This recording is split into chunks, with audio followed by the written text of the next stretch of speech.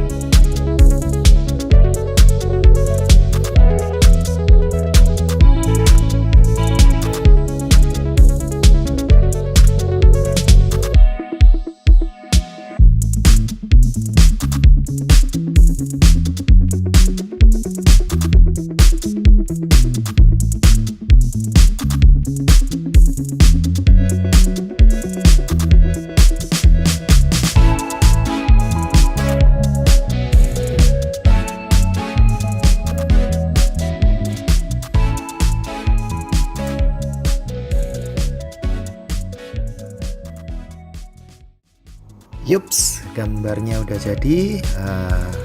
Demikian, mungkin bisa teman-teman coba. Mudah-mudahan bermanfaat. Terus asah kreativitas, jangan pernah berhenti, tetap gambar. Terima kasih.